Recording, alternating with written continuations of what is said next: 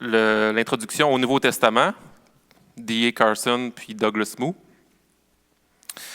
On a aussi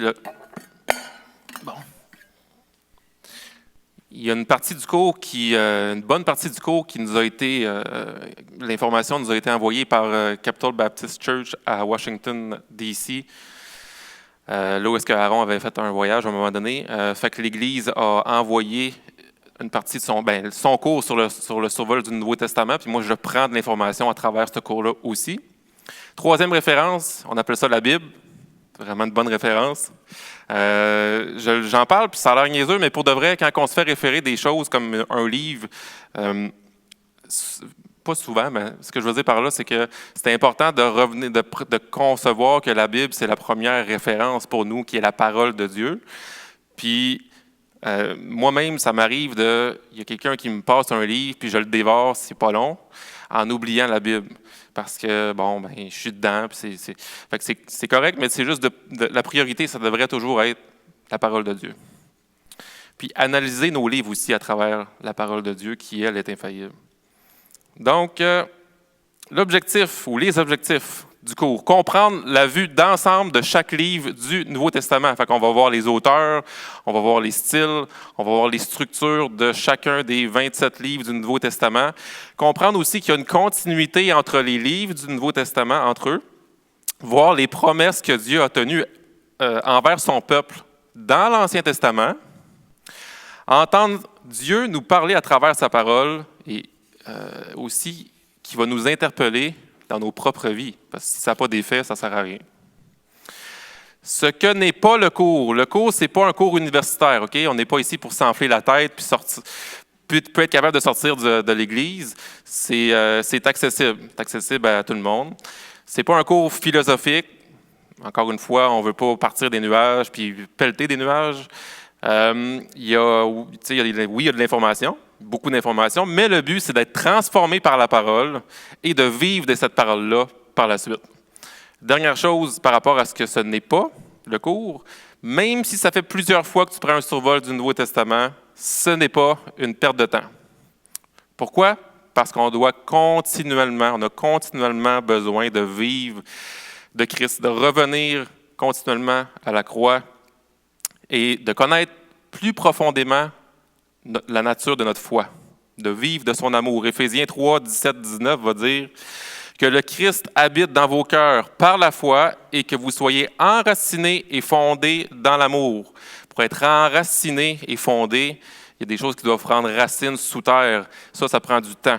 Pour être capable de comprendre avec tous les saints quelle est la largeur, la longueur, la profondeur et la hauteur, et de connaître l'amour du Christ qui surpasse toute connaissance, en sorte que vous soyez remplis jusqu'à toute la plénitude de Dieu. Ça fait que c'est un travail d'une vie, de la marche chrétienne. C'est pour ça qu'on est ici à soir. Maintenant, ce que le cours est, c'est un survol du Nouveau Testament et des 27 livres, comme je l'ai dit. Le mot testament veut dire alliance, engagement, partenariat. Le mot survol, c'est une manière d'avoir une vue globale, une vue d'ensemble sur ce qui se passe un peu plus bas, d'avoir une vue globale. Le mot nouveau veut dire nouveau. Pas pire? Fait que le survol du Nouveau Testament permet d'avoir une vue globale sur la nouvelle alliance. Tu l'as catché, Diane? Elle est bonne, hein? C'est facile à date? Le survol permet d'avoir une vue d'ensemble sur la nouvelle alliance, de mieux comprendre qu'est-ce que ça signifie l'alliance en Christ et ses implications dans nos vies. On va découvrir que la nouvelle alliance pointe vers la réalité éternelle, celle du royaume de Dieu. Pour imager ça, la nouvelle alliance, c'est comme la clé et le royaume de Dieu, c'est la porte. C'est-à-dire que la nouvelle alliance est la clé pour rentrer dans le royaume de Dieu. Jésus-Christ inaugure quoi? Il inaugure le royaume de Dieu. C'est pour ça que le cours pourrait aussi s'appeler « Le royaume de Dieu par l'alliance en Christ ». L'alliance, le royaume, c'est peut-être des termes qu'on est moins habitué de parler, moins habitué d'entendre. Fait que, ce soir, mon but, avant même de plonger dans le Nouveau Testament puis dans tous les livres directement, ce serait de définir les termes, mettre la table pour les prochaines semaines à venir, qu'on ait le même langage, la même pensée. C'est comme si Jésus vous propose de manger avec lui, puis on va voir ensemble à quoi ressemble son festin. On va faire comme une espèce de survol du survol. On fait un survol du survol ce soir. Fait que, on est prêt? C'est bon? Ça va en arrière? Ça marche? Good. OK, on va commencer par un mot de prière. Seigneur Dieu, je te prie qu'on puisse être disposé autant psychologiquement, dans nos pensées, physiquement, si on est fatigué, qu'on puisse être capable de vraiment te voir. Puis ça, bien, ça prend l'esprit qu'on a reçu à notre conversion. On te demande, Seigneur, de faire effet. Ta parole a un effet sur nos vies quand on la dit, quand on la lit, quand on l'entend. Mais permets pas qu'on sorte d'ici et que ce soit juste de l'information, mais que ce soit vraiment une application dans nos vies par la suite. Amen. OK. Dans le nouveau catéchisme pour la cité, la première question, il y en a-tu qui le savent? Nouveau catéchisme pour la cité. Première question.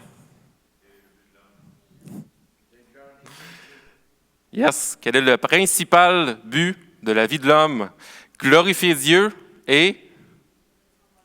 Yeah! Prendre plaisir en lui, trouver son bonheur éternel. Le but de chacun d'entre nous, c'est pourquoi qu'on a été créé, glorifier Dieu, prendre plaisir en lui. Ça veut dire quoi, glorifier Dieu? Glorifier Dieu, c'est large. C'est un concept qui peut être même abstrait.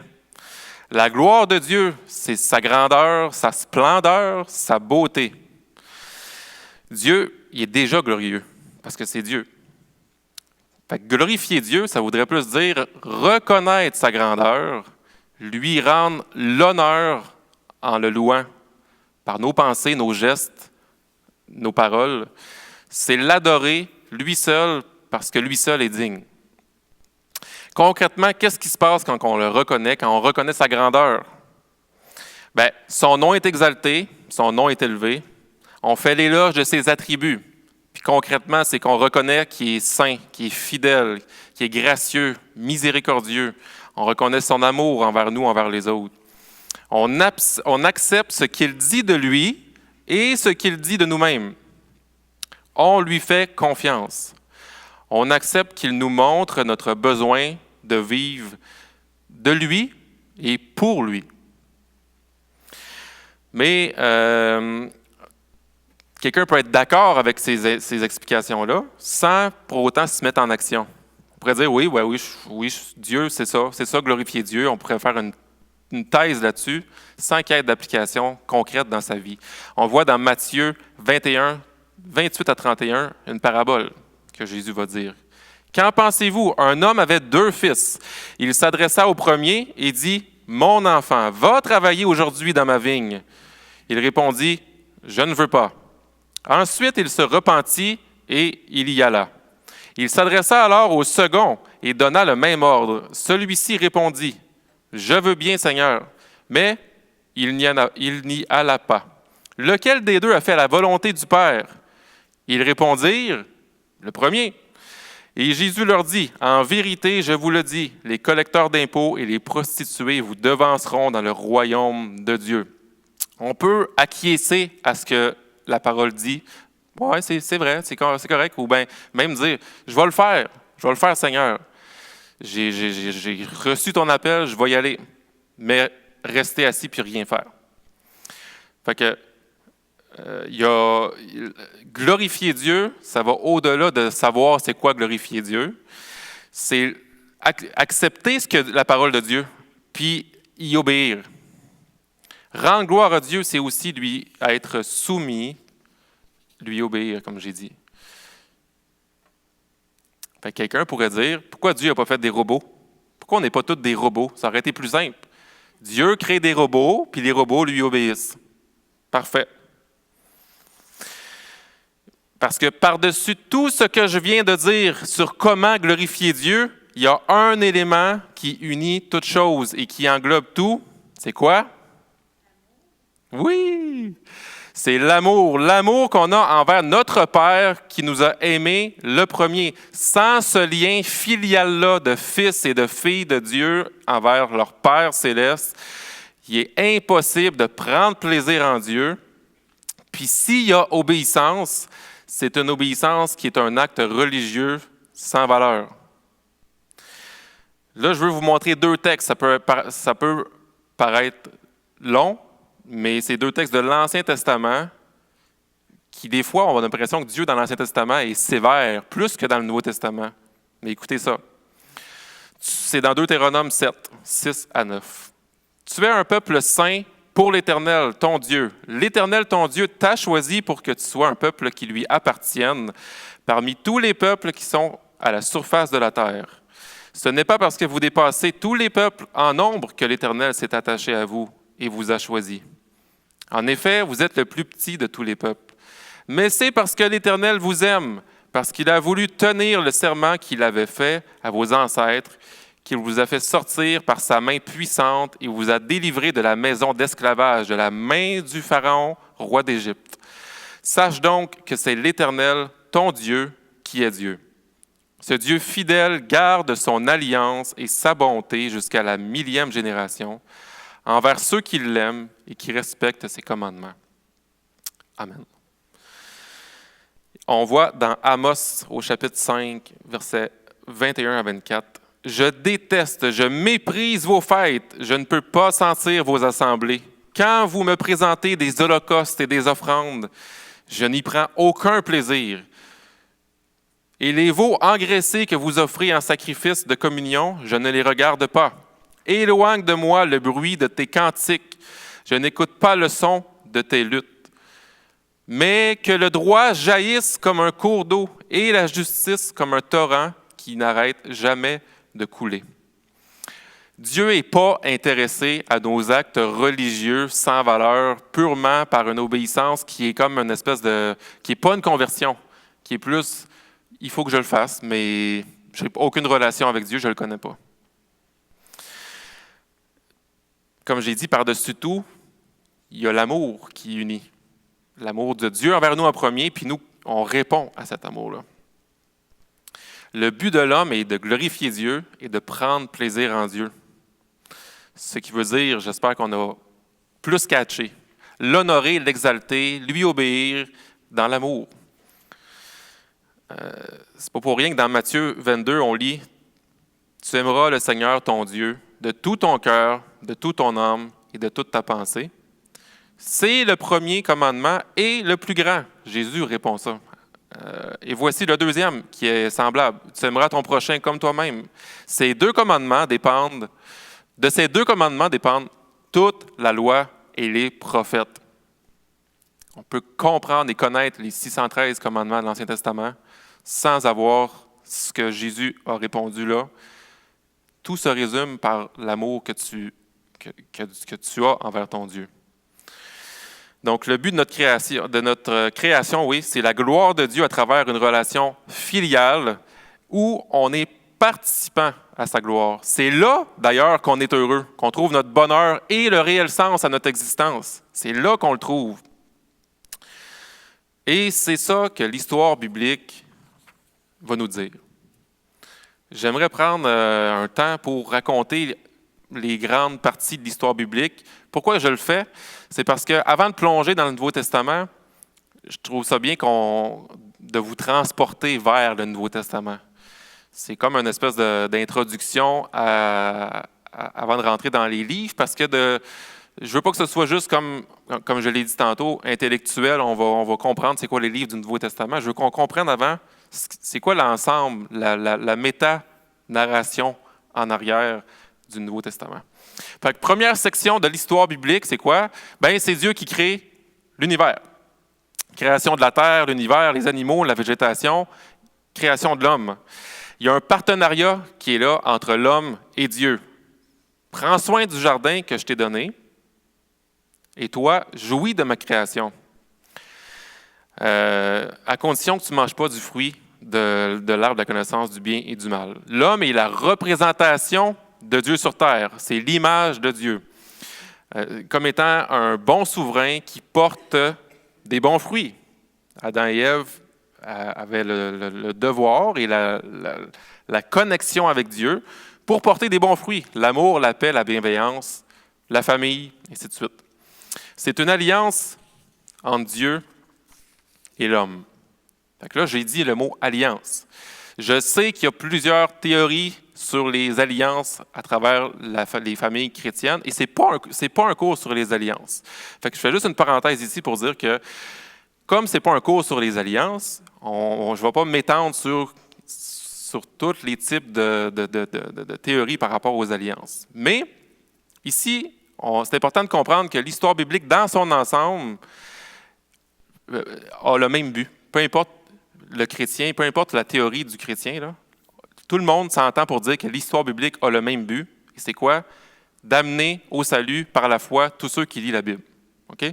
Le but, peu importe ta théologie sur les alliances, c'est quand tu lis la Bible, c'est supposé t'amener au salut. Ça sert à ça, la Bible. Ce n'est pas un livre scientifique, ce n'est pas un livre historique, c'est un livre où est-ce que Dieu te présente, tu es perdu, tu as besoin d'un sauveur. Fait que c'est ça. OK. Fait que je reviens à la création. Il y a une alliance entre Dieu et l'homme l'homme est capable de glorifier Dieu et de prendre plaisir en lui, parce que Dieu, il dit, tout était très bon. Fait que ça, c'est la première section, la création. Deuxième section, il y a une rébellion de l'homme, ce qu'on appelle la chute dans le péché. On refuse de faire alliance avec Dieu. On veut travailler tout seul, à notre propre but. Nous, on connaît comment ça marche. On prend notre propre décision pour nous-mêmes, en dehors de Dieu. Fait que ce partenariat-là avec Dieu est brisé par la désobéissance. On manifeste maintenant des œuvres opposées aux fruits de l'esprit. L'injustice, la corruption, la mort. Je dis « on manifeste » parce que l'histoire biblique dans son ensemble nous montre à quel point tout le monde est prisonnier du péché, esclave du péché. Personne n'est excusable devant Dieu. Il n'y a point de juste, pas même un seul. Ça fait que ça, c'est la deuxième section, la chute. Troisième section, après la chute, plusieurs autres partenariats vont être là entre Dieu et les hommes. Pourquoi? Bien parce que Dieu est bon, Dieu est miséricordieux, Dieu est patient envers son peuple. Il continue de vouloir être en relation avec nous malgré notre péché. Ça se traduit par Dieu qui fait des promesses et qui nous demande un engagement à son peuple. Souvent de fois, on va lire dans l'Ancien Testament cette phrase-là, Dieu qui dit « Ils seront mon peuple et je serai leur Dieu ». Ça, c'est le langage de l'alliance. Ils seront mon peuple, je vais être leur Dieu. Ce type de partenariat est arrivé plusieurs fois. On a, exemple, Noé, Abraham, le peuple d'Israël, le roi David. Si je prends Noé, après le déluge, Genèse 8, 20. Noé construisit un autel en l'honneur de l'Éternel. Il prit de toutes les bêtes pures et de tous les oiseaux purs et offrit des holocaustes sur l'autel. L'Éternel perçut une odeur agréable et se dit en lui-même, « Je ne maudirai plus la terre à cause de l'homme, car l'orientation du cœur de l'homme est mauvaise dès sa jeunesse, et je ne frapperai plus tous les êtres vivants comme je l'ai fait. Tant que la terre subsistera, les semailles et la moisson, le froid et la chaleur, l'été et l'hiver, le jour et la nuit ne cesseront pas. » Dieu promet finalement d'être fidèle en étant conscient que l'homme, lui, il ne sera pas. Parce qu'il dit dans son texte, il dit directement, le cœur de l'homme est mauvais dès sa jeunesse. Mais malgré ça, Dieu fait alliance, puis il est fidèle. Dieu,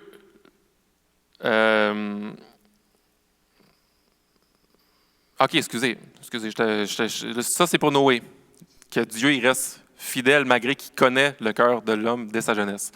J'allais dire, on est rendu à Abraham, j'ai parlé d'Abraham. Au niveau des alliances. Dieu l'a choisi, lui promet de le bénir, de lui donner une famille, des descendances aussi nombreuses qu'il y a des étoiles dans le ciel. Une terre promise. En retour, l'engagement attendu par Abraham est de faire confiance à Dieu, de former sa famille à faire ce qui est juste devant Dieu. Et là, il y a quelque chose de spécial avec Abraham. Dieu promet quelque chose qu'il n'a pas promis avant. Par la famille d'Abraham seulement, Dieu prévoit d'étendre sa bénédiction sur toutes les familles de la terre. Et savez-vous quoi? Jésus vient d'Abraham. Le troisième que j'ai parlé de Noé, j'ai parlé d'Abraham et une alliance aussi avec le peuple d'Israël. Encore une fois, là, on n'est pas là pour s'assiner sur il y a d'autres alliances, puis non, c'est pas ça le but. On fait juste comme parler de c'est quoi une alliance, puis ça ressemble à quoi dans l'Ancien Testament. Puis ça pointe vers quoi? Une autre alliance, c'est entre le peuple d'Israël et son représentant dans ce temps-là, Moïse. Ça a commencé avec cette famille-là d'Abraham a grandi, a grossi en nombre. Puis, on est rendu avec Moïse, où est-ce que Dieu va donner des lois, des commandements à son peuple. C'est des principes de vie à suivre pour la communauté du peuple de Dieu, parce que c'est son peuple. Ces lois-là sont là pour manifester qui est Dieu, et le peuple est là pour manifester Dieu à travers les autres peuples qui l'entourent. Si le peuple respecte ses lois, fait que là, il y a une alliance, un engagement. Si le peuple respecte ses lois, Dieu promet à de nombreuses reprises de les bénir. Même quand ils sont désobéissants, Dieu va repromettre, revenez à moi, je vais vous bénir. Et c'est encore une fois dans cette période-là qu'on lit vraiment souvent, revenez, vous serez mon peuple et je serai votre Dieu. Ensuite, j'ai parlé du roi David comme alliance, le roi David. Là, le peuple d'Israël est dirigé par les rois.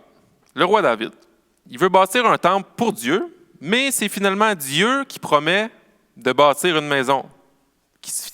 Finalement, ça va être une dynastie de rois qui va le suivre, ça va être son fils Salomon qui va construire le temple. Mais par cet engagement-là, Dieu promet quoi? Un grand nom à Israël. Un jour, le peuple aura la victoire sur ses ennemis. Ils vont expérimenter une relation particulière avec Dieu. Leur nom sera perpétué par une postérité spéciale. Leur postérité servira d'intermédiaire pour bénir toutes les nations. Donc là, on est ailleurs. Là, c'est comme si on a l'impression, puis c'est pas juste une impression, la révélation est progressive. À chaque fois qu'on avance dans ces alliances-là, Dieu, il nous pointe de plus en plus vers la nouvelle alliance, vers le Nouveau Testament. On avance de plus en plus vers la connaissance de la nouvelle alliance. Parce que ici, oui, c'est David, oui, c'est le roi, oui, c'est le contexte encore avec Israël, mais je viens de le dire, des promesses qui sont pour le futur. Le peuple aura la victoire sur ses ennemis. Ils vont expérimenter de relations particulières. Dieu promet même qu'un descendant de David, un roi, arrivera pour étendre son règne de paix et de bénédiction sur toutes les nations, puis il va dire éternellement. Il va dire le siège du roi David va régner éternellement. Qu'est-ce que ça veut dire? C'est qui ce roi-là qui va vivre éternellement et qui est de la lignée de David? Jésus-Christ. Dieu est fidèle à ses promesses. Dans ses alliances avec David, en retour, le roi David et ses descendants deviendraient des partenaires avec Dieu, en conduisant le peuple à obéir aux lois, encore une fois, et vivre selon la justice et la droiture. Donc, on a vu des alliances entre Dieu et l'homme, et on peut se poser la question, pourquoi c'est arrivé autant de fois? Pourquoi on lit l'Ancien Testament, puis on a l'impression de lire la même histoire d'un peuple stupide au cou raide qui répète les mêmes niaiseries, puis d'un Dieu miséricordieux qui va les sauver à chaque fois? Pourquoi ça arrive? C'est la même histoire. Parce que le problème, c'est que le peuple de Dieu n'est pas capable de s'engager. Prise dans l'alliance par leur agissement, leur éloignement, par leur rébellion, par leur attachement aussi. Ce n'est pas juste de s'éloigner, mais ils s'attachent à des idoles, à d'autres dieux, à des faux dieux. On n'est pas à la hauteur des attentes de Dieu. Il y a continuellement un décalage entre puis je devrais dire comme ça, entre la sainteté de Dieu, Dieu est 3 fois saint, puis entre notre état de pécheur. Un énorme décalage, je devrais dire. Mais l'espoir qui demeure présent pendant toute cette période-là, parce que ce n'est pas juste décourageant, cette histoire-là, l'espoir vient des prophètes dans l'Ancien Testament qui annonçaient « Un jour, gang, Dieu rétablira ses alliances malgré le péché de son peuple. Un jour, la relation entre Dieu et son peuple sera rétablie. Un jour, le peuple recevra l'Esprit de Dieu et marchera avec lui. » Ça, c'est le passage d'Ézéchiel qu'on ressort souvent et qui est extraordinaire quand on y pense des milliers d'années plus tard. « Si vous aspergerez d'eau, je vous aspergerai d'eau pure et vous serez purifiés. » Ézéchiel 36, 25, 28.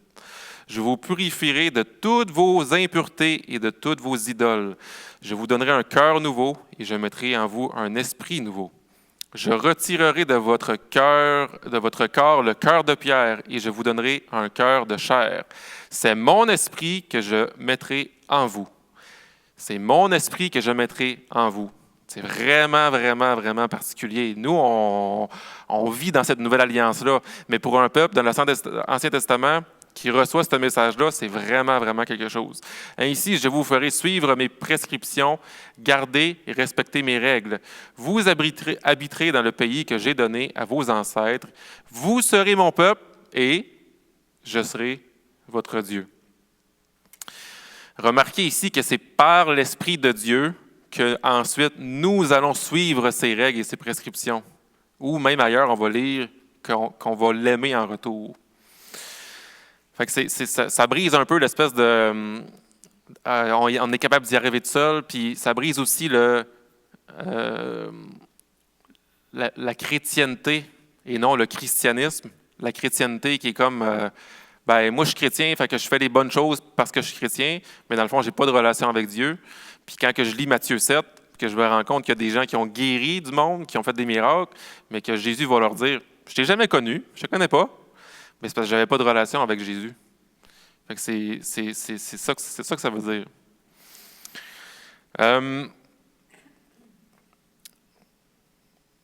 Fait que c'est ça. Toute cette section-là des alliances va se terminer dans l'Ancien Testament. Ça se termine avec un peuple qui est en attente d'une délivrance de Dieu, qui est encore en attente de la délivrance de Dieu parce qu'ils sont encore dans la désobéissance et dans leur incapacité à rester fidèles à Dieu. Fait à retenir dans cette section-là, pas capable par nous-mêmes, Dieu est gracieux malgré notre méchanceté et notre infidélité, en revenant constamment avec une alliance et avec des promesses. Plus la révélation avance, plus ça nous pointe vers la nouvelle alliance. Et finalement vient le Fils de l'homme, Jésus-Christ, qui est la 4e section, la nouvelle alliance. On a vu la création, on a vu la chute, on a vu les... ce qui ont suivi. On a vu la création, on a vu la chute, on a vu les partenariats, c'est ça, exactement. Partenariat avec l'homme, et là, 4e section, la nouvelle alliance. Jésus-Christ annonce, est-ce que vous vous en souvenez, il arrive dans la synagogue, il arrive dans une synagogue, il prend le rouleau d'Ésaïe. Luc 4, 16. Jésus se rendit à Nazareth, où il avait été élevé, et conformément à son habitude, il entra dans la synagogue le jour du sabbat. Il se leva pour faire la lecture, et on lui remit le livre du prophète Ésaïe. Il le déroula et trouva l'endroit où il était écrit « L'Esprit du Seigneur est sur moi, parce qu'il m'a consacré par onction pour annoncer la bonne nouvelle aux pauvres. Il m'a envoyé pour guérir ceux qui ont le cœur brisé, pour proclamer aux prisonniers la délivrance et aux aveugles le recouvrement de la vue, pour renvoyer libres les opprimés, pour proclamer une année de grâce du Seigneur. » Ensuite, il roula le livre, il remit au serviteur et s'assit. Tous ceux qui se trouvaient dans la synagogue avaient le regard fixé sur lui. Alors, il commença à leur dire « Aujourd'hui, cette parole de l'Écriture que vous venez d'entendre est accomplie. » Imaginez-vous comment ça va être spécial. Dans ta synagogue locale, Nazareth. Premièrement, Nazareth, c'est comme Saint-Eugène-Milo, je ne sais pas, c'est loin, puis c'est creux. Puis là, ben, il y a un homme qui commence à avoir de la notoriété, il commence à faire des signes spéciaux. Il lit le prophète, il s'assoit puis il dit « C'est moi ». C'est vraiment, c'est ça qu'ils ont vécu. Jésus-Christ, c'est celui qui honore les engagements que le peuple avait pris avec Dieu à travers les alliances qu'on a vues ensemble. Le seul qui a été fidèle et capable de demeurer obéissant, c'est Christ. C'est l'accomplissement des promesses de Dieu se retrouve en Christ. Le serpent lui blessera le talon et lui, il écrasera la tête du serpent. Le serpent lui blessera le talon. Jésus-Christ est mort à la croix. Et il écrasera la tête du serpent, mais ça ne finit pas là. Il a été ressuscité. 3 jours plus tard, le pouvoir du péché et de la mort est anéanti. Le serpent trouve sa condamnation éternelle. Il est vaincu. Il fait partie de la famille d'Abraham, Jésus. Un roi issu de la lignée de David. Jésus, c'est le roi qui siège sur le trône de David éternellement. Il va étendre son règne non dans la terreur, non dans la tyrannie, mais dans la justice et la paix de Dieu. Parce que Jésus, c'est Dieu fait homme. 100% Dieu, 100% homme. Jésus, c'est le Messie tant attendu, celui choisi par Dieu pour délivrer son peuple. C'est l'accomplissement des promesses de l'Ancien Testament. Il est le roi des rois, le sacrificateur médiateur entre l'homme et Dieu, le prophète qui parle au nom de Dieu. On a vu dans l'Ancien Testament, si on lit l'Ancien Testament, il y a des types. Des types, c'est-à-dire les prophètes, ça fait partie d'un type. Les sacrificateurs font partie d'un type. Les rois font partie aussi d'une autre catégorie. Mais en Jésus-Christ, on retrouve parfaitement ces 3 types-là, c'est-à-dire le sacrificateur médiateur. Il est mort pour nous et il est médiateur entre nous et Dieu. Il est le roi des rois. C'est lui, notre grand frère. Il prend les devants. Et il est le prophète. Il parle au nom de Dieu. C'est Dieu.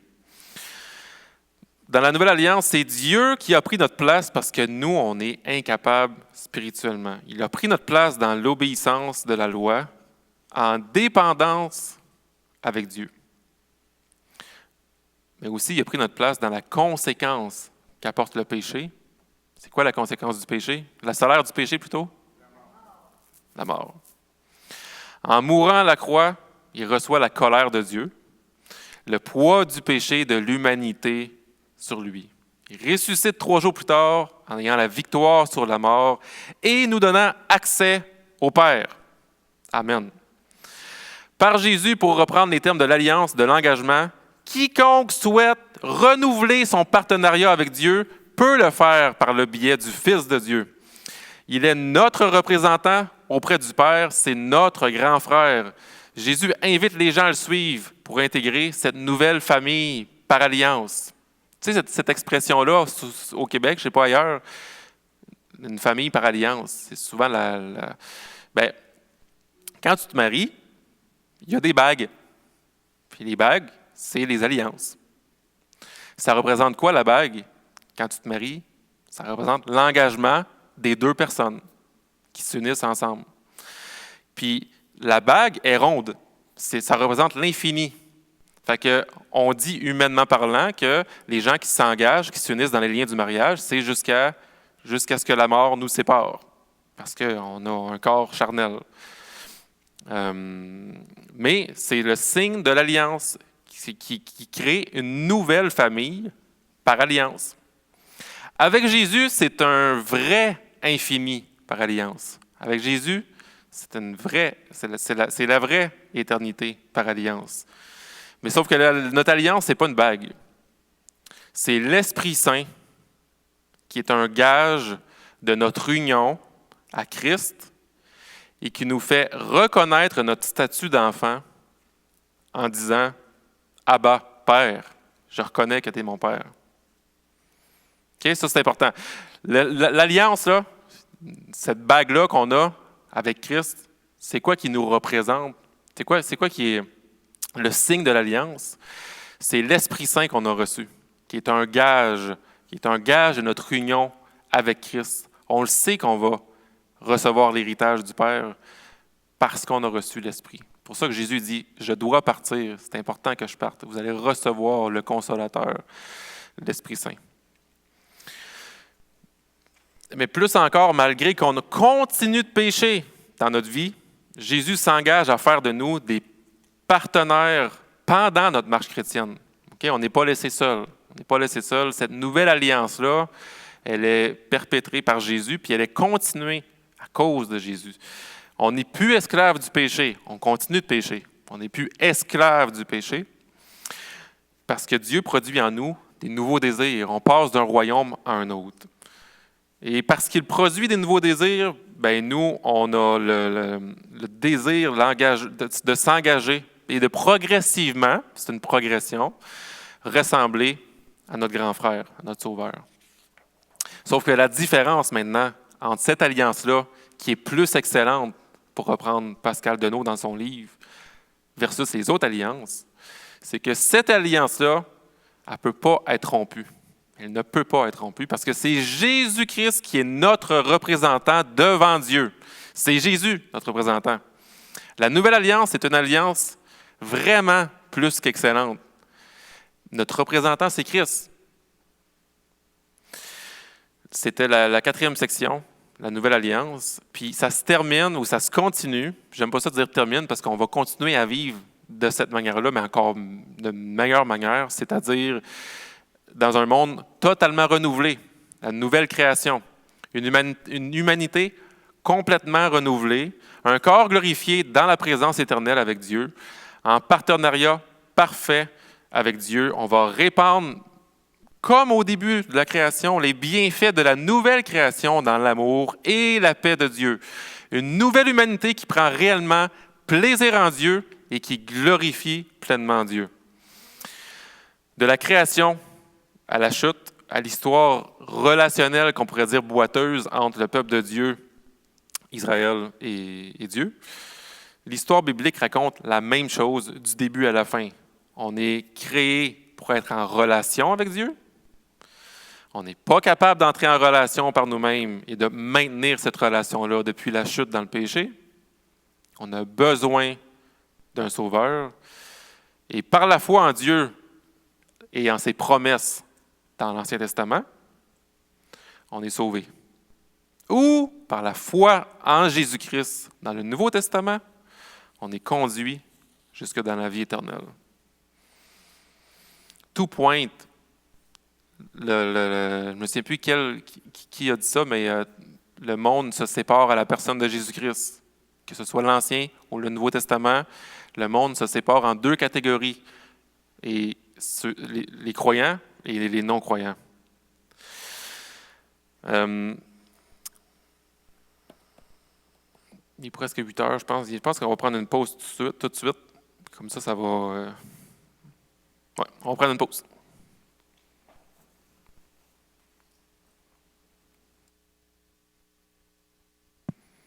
Bon, on va reprendre. Ça va jusqu'à maintenant? Oui, oui, oui.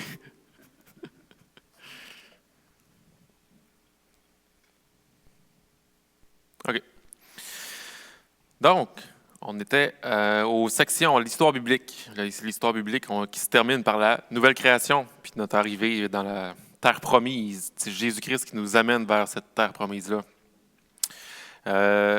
Fait qu'on a brossé cette histoire-là globale du portrait de l'histoire de la grande histoire biblique. Mais c'est un cours sur sur le survol du Nouveau Testament.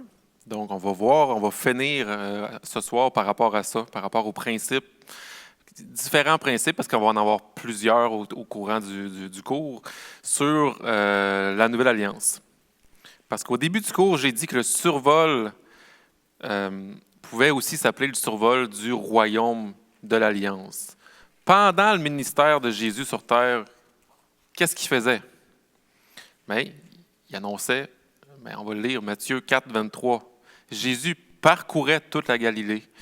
Il enseignait dans les synagogues, proclamait la bonne nouvelle du royaume et guérissait toutes les maladies et toute infirmité parmi le peuple.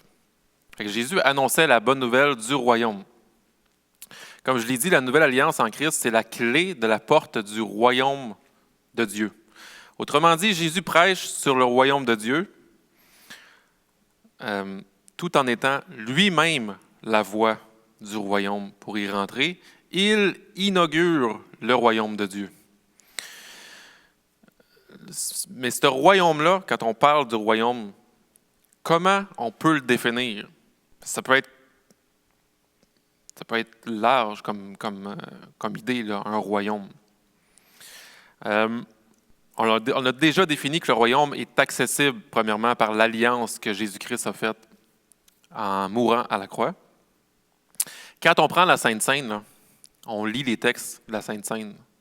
Puis, quand on prend les éléments, bien, on va le lire, je l'ai écrit, fait que je vais le lire. Dans Matthieu 26, exemple, « Il prit ensuite une coupe et remercia Dieu. Puis, il la leur donna en disant, « Buvez-en tous, car ceci est mon sang, le sang de la nouvelle alliance, qui est versé pour beaucoup, pour le pardon des péchés. Je vous le dis, je ne boirai plus désormais de ce fruit de la vigne, jusqu'au jour où je le boirai à nouveau avec vous dans le royaume de mon Père. » Fait qu'on voit que le mot alliance puis le mot royaume, c'est ensemble. On voit que la nouvelle alliance, c'est par son sang qui a été versé à la croix. Et qu'est-ce que ça donne, le sang qui est versé à la croix? Le pardon de nos péchés, comme on lit dans Hébreux. Pas de pardon sans effusion de sang.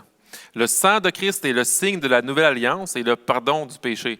La nouvelle alliance, c'est Jésus-Christ qui prend notre place comme étant notre représentant devant le Père. Quand Dieu me voit, il voit Jésus-Christ. C'est pourquoi je peux m'approcher avec assurance du trône de la grâce, parce que Jésus m'a fait redevenir en partenariat avec Dieu, puis il m'amène dans son royaume éternellement.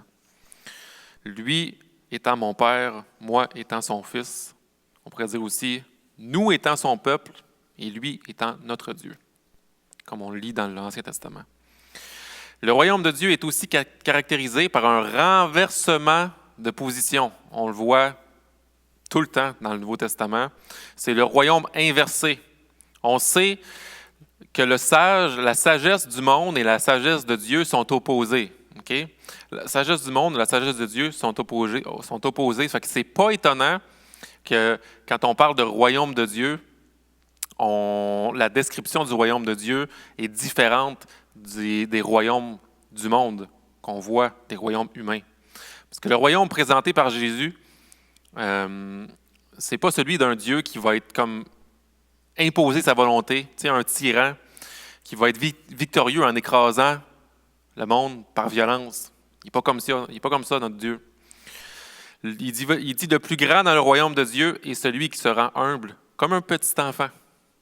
C'est celui qui aime de l'amour de Dieu, qui sert les pauvres, la veuve, l'orphelin, parce qu'eux aussi ont de la valeur. C'est celui qui répond au mal par l'amour et le pardon. Le royaume présenté par Jésus, c'est un royaume inversé, comme je l'ai dit. Les pauvres et les humbles sont élevés. Aimer ses ennemis, servir plutôt qu'être servi. Dans Matthieu 20, 28, le Fils de l'homme, il n'est pas venu pour être servi, parlant de lui-même, mais pour servir. Le Fils de l'homme, c'est le Messie attendu par les Juifs. Pour les Juifs, au niveau politique, au niveau militaire, ils ne s'attendent pas à voir ce genre de roi-là. Pour les Juifs, à ce moment-là de l'histoire, ils s'attendent à un Messie qui est roi, guerrier. Tu sais, là, l'espèce de chevalier fort, même le cheval, il a l'air c'est un monstre, une épée puissante, OK? Puis il va combattre les Romains, il va les anéantir. Ils s'attendent à ça. Il va les délivrer de l'empire des Romains, les méchants, et leur pouvoir sur les Juifs. Un roi qui va remettre de l'ordre en place. Mais le royaume de Dieu est inversé. Les Juifs reçoivent plutôt un roi serviteur qui lave les pieds de ses disciples, qui prêche la repentance et dit qu'il a le pouvoir de pardonner les péchés, qui prêche de tendre l'autre joue, de marcher 2 kilomètres quand quelqu'un te force à faire 1 kilomètre avec lui, de donner même ton manteau quand quelqu'un veut voler ta chemise.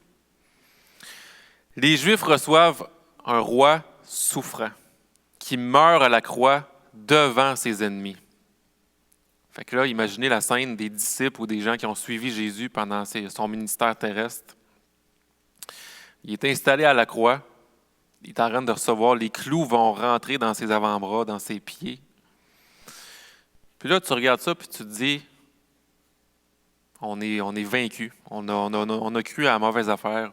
Ou c'est un bon gars, mais finalement, c'est peut-être pas lui, c'est peut-être pas le Messie. Ils ne comprenaient pas entièrement tout ce qui se passait. Plusieurs devaient se dire que c'était la fin. Le moment de gloire de Jésus, il a eu sa gloire, mais là, c'est fini.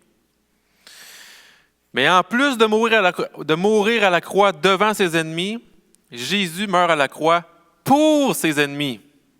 OK? C'est important. Jésus meurt à la croix pour ses ennemis. Parce que l'ennemi de Dieu est beaucoup plus grand que Rome. L'ennemi de Dieu, Jésus a eu la victoire sur qui? Sur le diable, sur l'emprise du péché, sur la mort. Ce sont les Juifs, d'abord, quand on lit le récit, qui ont condamné à mort Jésus-Christ. C'est sa propre famille, on pourrait dire. Et ce sont les Romains qui l'ont crucifié à la croix. Qu'est-ce que ça veut dire? Ça veut dire que toute l'humanité est ennemie de Dieu à cause du péché. Les Juifs, sa propre gang, le condamnent, et puis les Romains, qu'on pourrait dire les païens, vont le crucifier. Jésus va dire à Ponce Pilate, avant de mourir, quand il va le rencontrer, « Mon royaume n'est pas de ce monde. Si mon royaume était de ce monde, mes serviteurs auraient combattu pour moi, afin que je ne sois pas livré aux Juifs. » Parce qu'il avait le pouvoir. C'est pas ça le problème. Il a choisi d'aller à la croix. Mais en réalité, mon royaume n'est pas d'ici-bas. Au 3e jour, le tombeau est retrouvé vide. Christ a vaincu l'ennemi suprême, la mort. Il donne accès au royaume de Dieu de par cette œuvre rédemptrice-là. Et c'est ça, cette œuvre rédemptrice et d'amour de Dieu pour ses créatures. Les orphelins qui seront appelés les fils et les filles de Dieu. Les pauvres en esprit, ils vont hériter du royaume de Dieu. Les collecteurs d'impôts, les prostituées, devanceront les maîtres de la loi dans le royaume de Dieu. Le royaume de Dieu est accessible par l'alliance en Christ. Et, comme j'ai dit tantôt, c'est une alliance plus excellente encore. Excusez. C'est une alliance qui est faite par Christ, pour les hommes et pour la gloire de Dieu. Pourquoi je dis par Christ pour les hommes et non entre Christ et les hommes, ou comme on le voit peut-être dans l'Ancien Testament? Mais parce que l'homme n'est pas l'initiateur des rapports avec Dieu. Dans ce cas-là, même dans tous les cas, l'homme n'est pas l'initiateur du rapport avec Dieu. Il est incapable. L'homme, ce n'est pas non plus l'égal. Ce n'est pas un égal à égal. Parce qu'une alliance, ça pourrait aussi être un contrat humain. Un engagement entre deux parties qui s'entendent et qui font un contrat ensemble. Mais ce n'est pas ce type d'alliance-là. On n'est pas l'égal à Dieu. L'homme répond à l'offre de Dieu. Et même quand on répond à son offre, c'est par la grâce de Dieu. C'est pourquoi je dis que le royaume de Dieu est inversé. Dieu doit renverser nos forteresses, changer notre manière de le concevoir et de nous concevoir. Hey, je suis capable par moi-même, je vais y arriver. Et pourquoi on a pris tout ce temps-là dans le premier cours? C'est parce que c'est ça que je souhaite pour ce cours-là, qu'on puisse mieux voir notre pauvreté en esprit pour pouvoir apprécier encore plus notre héritage le royaume de Dieu qui se trouve à travers la nouvelle alliance, le Nouveau Testament. Je vais terminer sur Ésaïe 61 qu'on a commencé à lire tantôt. Jésus déroule le rouleau, puis il va parler du prophète de Ésaïe 61, puis il va dire que c'est lui. Fait que je vais vous le lire, puis après ça, on va pouvoir, s'il y a des questions, je vais répondre aux questions. L'Esprit du Seigneur de l'Éternel est sur moi, parce que l'Éternel m'a consacré par onction pour annoncer de bonnes nouvelles aux pauvres. Il m'a envoyé pour guérir ceux qui ont le cœur brisé, pour proclamer aux déportés la liberté et aux prisonniers la délivrance, pour proclamer une année de grâce de l'Éternel et un jour de vengeance de notre Dieu, pour consoler tous ceux qui sont dans le deuil, pour donner aux habitants de Sion en deuil une belle parure au lieu de la cendre, une huile de joie au lieu du deuil, un costume de louange au lieu d'un esprit abattu. On les appellera alors térébintes de la justice, plantation de l'Éternel destinée à manifester sa splendeur. Ils reconstruiront sur d'anciennes ruines, ils relèveront les décombres du passé, ils rénoveront des villes dévastées, des décombres vieux de plusieurs générations. Des inconnus se présenteront et s'occuperont de vos troupeaux. Des étrangers seront vos cultivateurs et vos vignerons. Quant à vous, on vous appellera prêtres de l'Éternel au pluriel. On vous dira serviteurs de notre Dieu. Vous mangerez les ressources des nations et vous tirerez profit de leur gloire. Au lieu de la honte, vous aurez une double part. Au lieu de connaître l'humiliation, ils crieront de joie en voyant leur héritage. C'est ainsi qu'ils posséderont le double dans leur pays, et leur joie sera éternelle. En effet, moi, l'Éternel, j'aime le droit, je déteste voir le vol associé aux holocaustes. Je leur donnerai fidèlement leur récompense et je conclurai une alliance éternelle avec eux.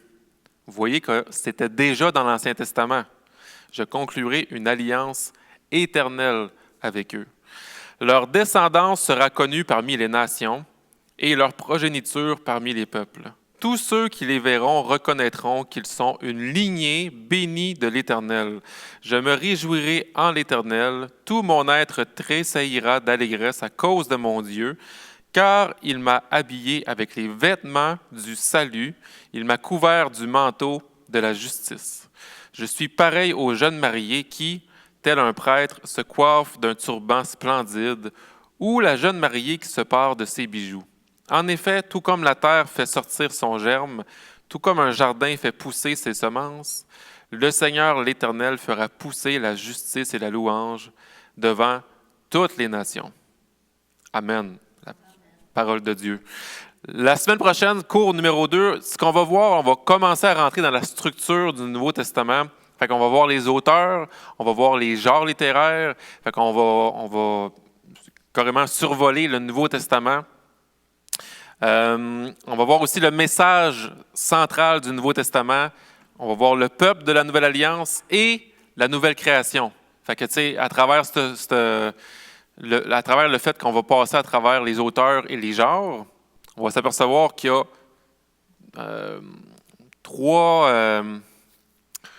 que le message du Nouveau Testament, c'est Christ, le peuple de l'Alliance et la nouvelle création. Connaître c'est qui le Messie, Jésus-Christ. Connaître c'est qui les gens qui y croient, c'est le peuple de la Nouvelle Alliance. Et connaître, ils s'en vont où, ce gang-là? Vers la nouvelle création. C'est ce que le Nouveau Testament nous parle à travers ses livres. Fait qu'on va voir cette structure-là la semaine prochaine pour ensuite, au cours numéro 3, rentrer dans des livres concrètement. Fait qu'il est 8h30. Normalement, il y aurait une période de questions. Puis, c'est ça. Fait que si vous avez des questions, vous pouvez poser vos questions. Ou des commentaires. Ou des insultes. Mais...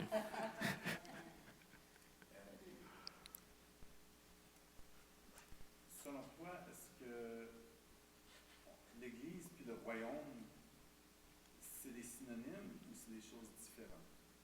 l'Église de Christ et le royaume de Dieu, ben, l'Église de Christ va dans le royaume de Dieu, mais les deux n'ont pas la même définition. C'est-à-dire que le royaume de Dieu est composé de l'Église, mais c'est pas un synonyme. Exactement. L'Église, c'est qui? C'est pas le bâtiment, c'est les croyants. Donc, ce sont les sujets du royaume. Exactement.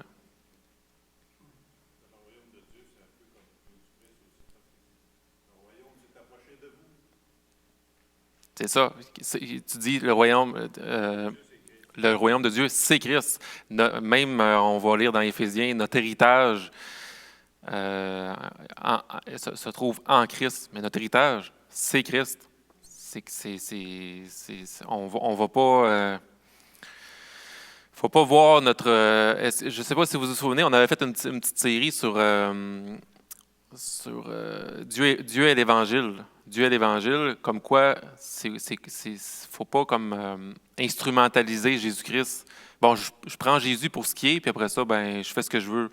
Non, non, l'Évangile, là, c'est Dieu. Dieu et l'Évangile. Quand le royaume ou l'héritage qu'on a, c'est pas de bon, ben j'ai accepté Jésus, fait que je vais faire ce que je veux après ça. Puis non, non, on va.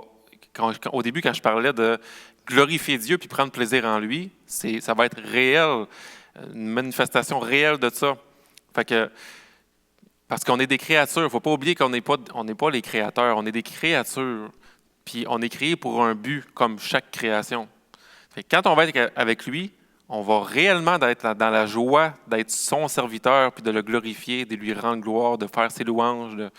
Puis, fait qu'on ne fera pas rien, mais on ne fera pas non plus ce qu'on veut, parce que là, c'est comme de dire, bon, ben, tu retournes dans ton indépendance, tu te donnes le droit de retourner dans ton indépendance. Non, non, au contraire, on va être pleinement bénis nous-mêmes d'être en présence de Dieu pour l'éternité. Fait que oui, Christ est le royaume de Dieu.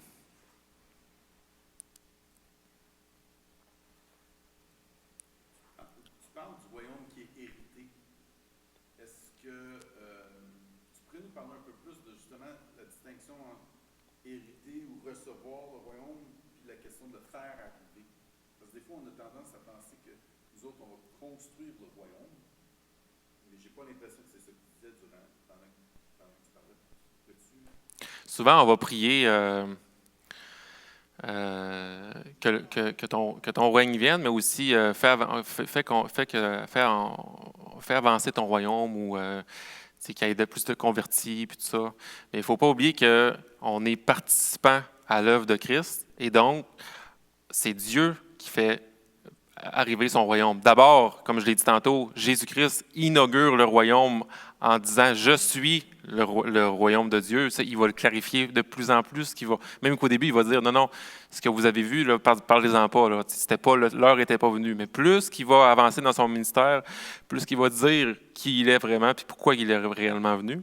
Mais il est venu inaugurer ce royaume-là, avoir la victoire finale sur la mort. Puis, fait que c'est lui qui le fait. Puis, c'est lui qui fait avancer ce royaume-là.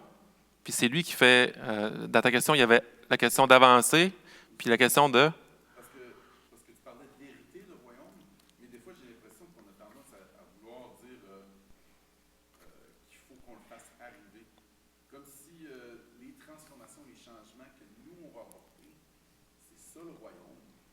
Ouais. Donc, mais je ne sais pas comment on peut... Ouais. Oui, bien, il y a même une théorie qui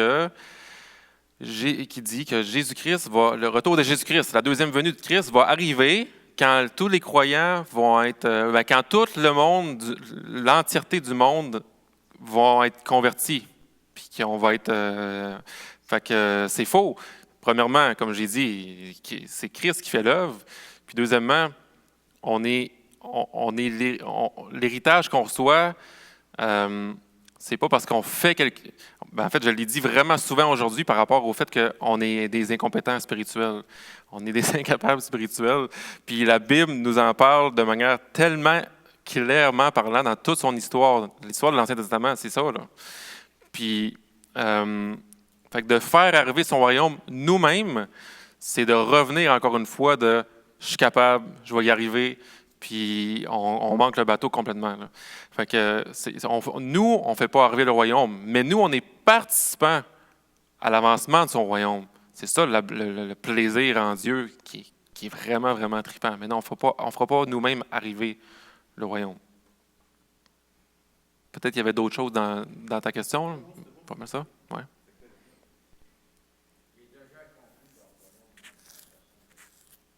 Exactement. Ça aussi, c'est une autre chose. La réalité, c'est qu'il y a l'Église terrestre, puis il y a l'Église céleste. L'Église terrestre, là, on est dedans, là, on est là. Mais l'Église céleste, elle existe aussi parce que quand que Jésus-Christ est monté, est ressuscité, le royaume existe dès maintenant. On en parle souvent, c'est-à-dire notre vie chrétienne, c'est pas juste j'ai cru, puis une année, je vais mourir, puis là, je vais vivre pour Dieu. Non, ça se passe dès maintenant. Parce qu'on a reçu l'Esprit, comme je disais tantôt, qui est un gage qu'on va recevoir l'héritage, justement, qu'on va dans le royaume. Fait que ça veut dire qu'on reçoit des dons de Dieu. Ça veut dire qu'on est participant, comme je disais. Fait que c'est dès maintenant que ça se passe. C'est un jardin intérieur qui va être produit par la personne de Jésus. Oui. Christ est Oui. assis à la droite de Dieu. Oui. Le royaume, il est déjà là. Exactement. Il est prêt. Aussitôt que Christ s'assoit à la droite de Dieu, il règne sur toutes choses. Tout lui a été remis à la fin des évangiles. Tout m'a été remis. Tout pouvoir m'a été remis. Bon, merci. Ben, c'est ça que ça veut dire. En fait, la seule chose qu'on a, c'est ça, on parle de la gloire de Dieu, mais nous, la seule chose à laquelle on va dire Notre responsabilité. la gloire, de le connaître, Ouais. de glorifier, de le connaître. Ouais. Et en fait, dans le langage d'un croyant, il ne devrait jamais avoir le mot « Ah, je mérite », Non. parce que ça l'irrite. Mais tu sais, on ne mérite rien. Tout est une grâce, tu l'as dit. Même Ouais. les dons qu'il nous donne, il a même préparé les œuvres Ouais. d'avance. Tu sais, en fait, on est des serviteurs inutiles. Exactement. On participe, mais Ouais. on est en même temps des serviteurs inutiles. Puis même chemin faisant, en participant, il continue de nous sanctifier. Parce qu'on a besoin. Fait qu'on ne doit pas. C'est notre tête, là, n'est pas supposée de s'enfler. Là. Puis de toute façon, il va dégonfler. Il va se charger de ça. C'est quoi, que lui, quoi, c'est que nous, Que je diminue. Ouais. Ouais. Hmm.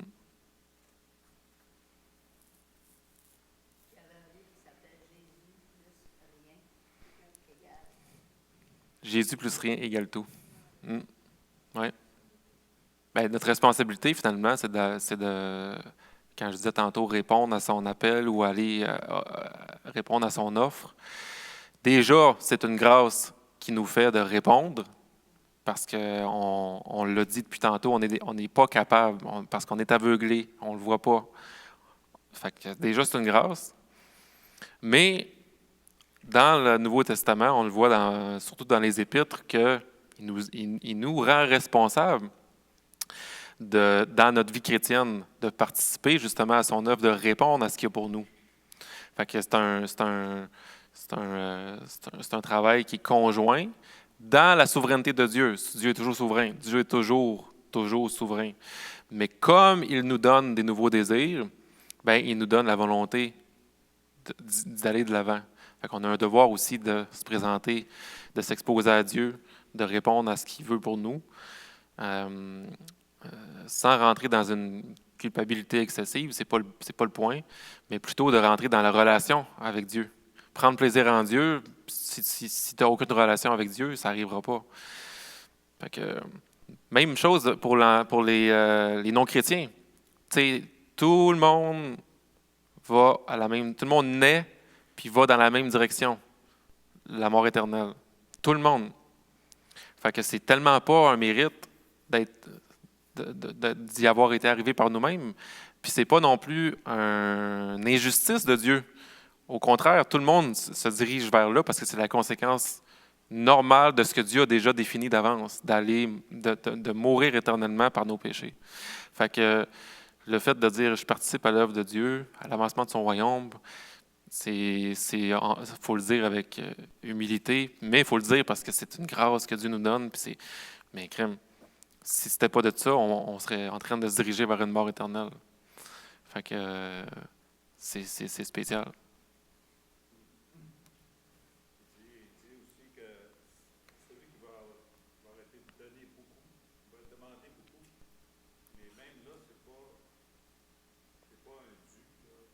C'est pas un dû qu'on devrait rembourser. C'est pas ça. Vu que tu as reçu beaucoup, tu es supposé, cette taxe, ça va produire. Puis c'est pas parce que tu vas faire, c'est parce que tu l'as reçu, puis finalement ça fructifie. C'est lui qui t'a fructifié. Oui, vraiment. Celui qui reçoit beaucoup et demandé beaucoup. Je le répète pour ceux qui n'entendent pas. Là. Mais c'est pas parce que c'est pas une question de tu dois le faire, c'est en répondant à ce que tu as reçu tout simplement, finalement. Fait que, ouais.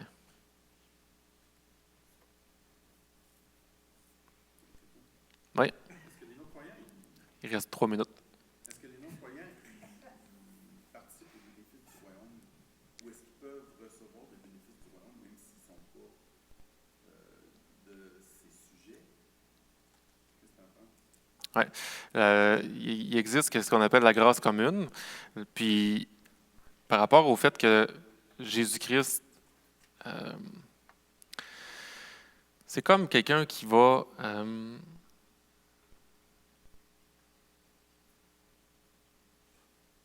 mettons là que ton voisin, c'est un chrétien. Mettons que tu n'es pas chrétien.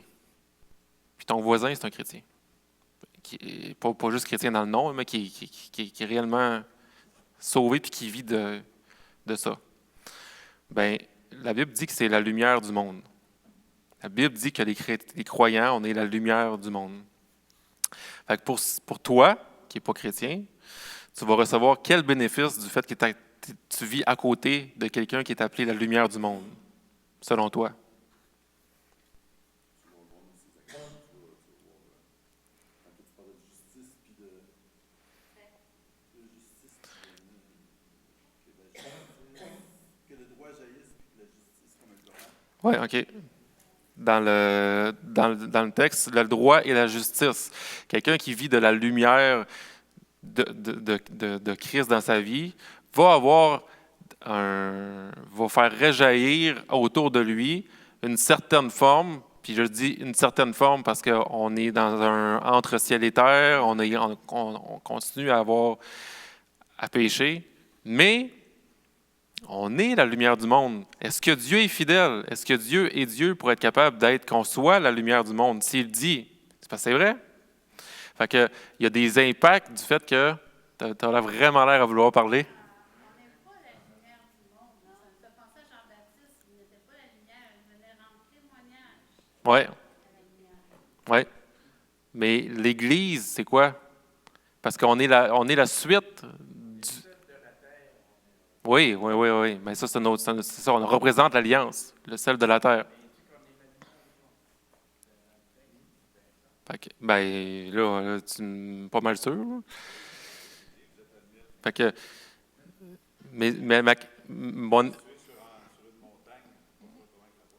bon, ben c'est ça, mais mon exemple par rapport à ça, c'est quoi que ça c'est supposé de produire? Parce que ta question, c'est ça, c'est quoi les bénéfices de quelqu'un qui est pas dans le royaume, mais mais qui vit, mettons, à côté de quelqu'un qui est dans le royaume. C'est quoi les bénéfices? Il va-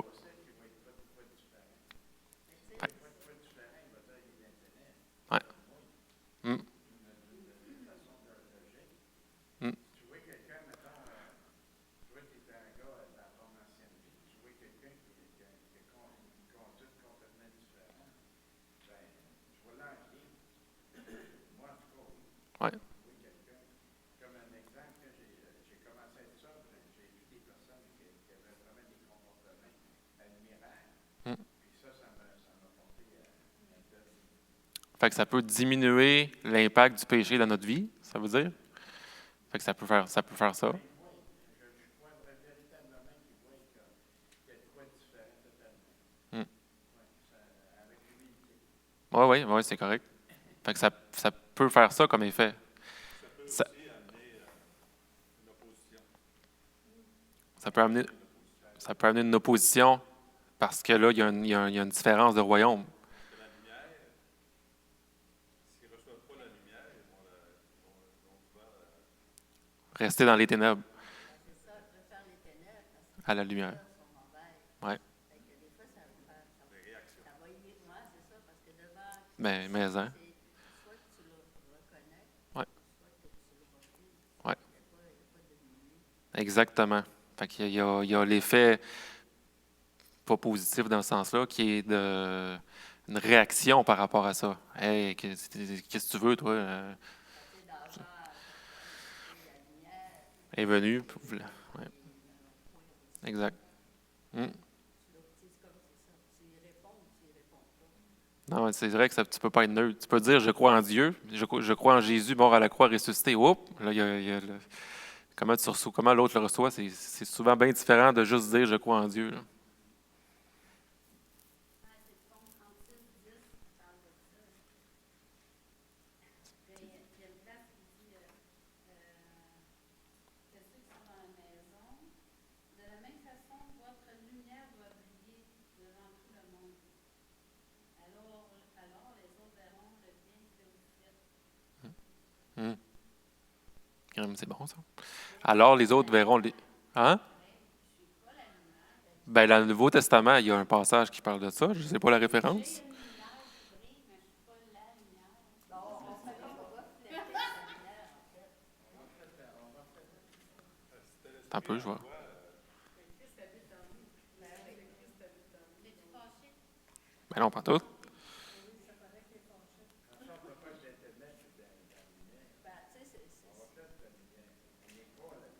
Matthieu 5, 14. on a une odeur de vie ou une odeur de mort.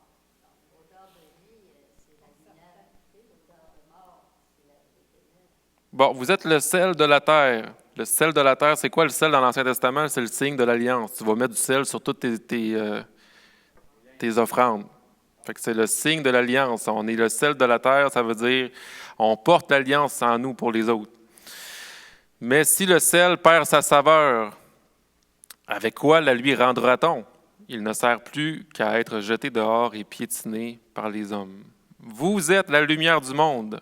Une ville située sur une montagne ne peut pas être cachée. Et on n'allume pas non plus une lampe pour la mettre sous un seau, mais on la met sur son support et elle éclaire tous ceux qui sont dans la maison. Que de la même manière, votre lumière brille devant les hommes, afin qu'ils voient votre belle manière d'agir, et qu'ainsi ils célèbrent la gloire de votre Père céleste. Et qu'ainsi ils célèbrent la gloire de votre Père céleste. Mais là, de toute façon, là, pour revenir à Diane, qu'on soit la lumière du monde, comme il est écrit là, ou qu'on aille la lumière, on le sait très bien que, comme Jean 1 va dire, on était dans les ténèbres. Fait que c'est pas notre lumière, ça. On dit-tu amène à ça? Mais quand le texte dit « vous êtes la lumière », ça veut dire vous représentez. On est des représentants de Dieu, comme dans le Jardin d'Éden. Fait qu'on représente la lumière qui brille devant les hommes. Puis s'ils voient cette lumière-là, ben est-ce que ça veut dire qu'ils vont tout de suite célébrer la gloire de Dieu? Ou est-ce que ça veut dire que dans l'éternité, ils vont se diriger en enfer, mais ils vont quand même glorifier Dieu en voulant dire « on a vu cette lumière-là, puis on le sait de quoi tu parles ». Ça se peut que ça soit ça aussi. Je ne sais pas. Parce que c'est vrai qu'en la réalité, il y a de l'opposition beaucoup aussi. C'est pas, même que c'est vraiment pas tout le monde qui va dire « ah, je vois ta lumière ». Oui. Parce que tu viens de dire, tu sais, ceux qui vont être chassés de Dieu, qui vont être mis dans les ténèbres, ils vont glorifier Dieu Ouais. par la justice que Dieu va accomplir. Oui. C'est ça, glorifier Dieu, c'est de reconnaître qu'il était tellement juste et qu'il mérite. Exactement. Tout à fait. Cynthia qui dit à la fin dans le jugement éternel, qu'on pourrait dire, ben, les gens qui vont être éloignés de Dieu vont reconnaître qu'ils étaient coupables, qu'ils vont reconnaître la justice, la droiture de Dieu. Fait que reconnaître la droiture et la justice de Dieu, c'est glorifier Dieu. Donc, reconnaître la lumière et célébrer la gloire de Dieu, comme j'ai dit, pour eux, peut vouloir signifier ce sens-là dans l'éternité.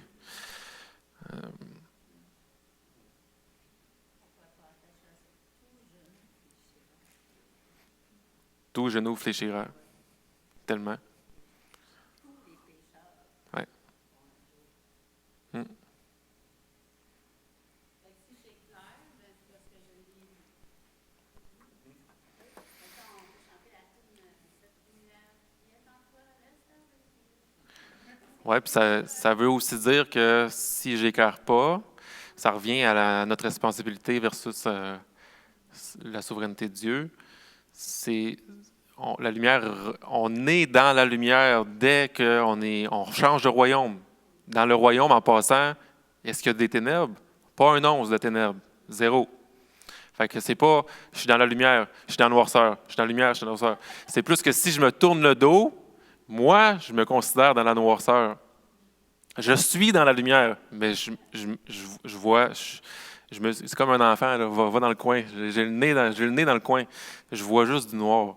Mais pourtant, je suis dans Christ. Fait que j'ai l'impression de ne pas éclairer personne, puis d'être.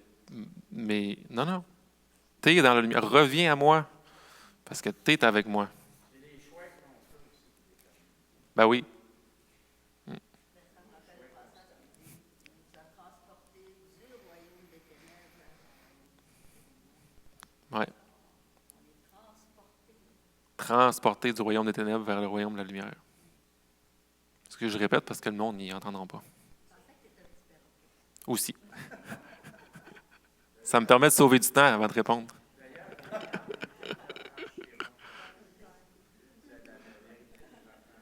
La vérité nous affranchira.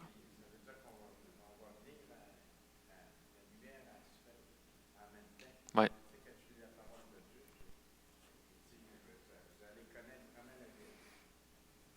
Et la vérité vous affranchira.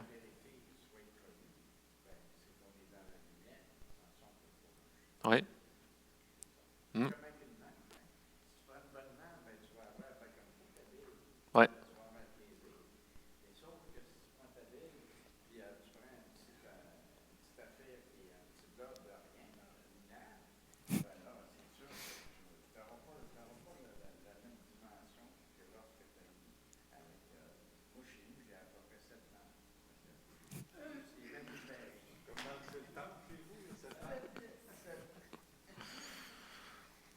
Fait qu'à la semaine prochaine.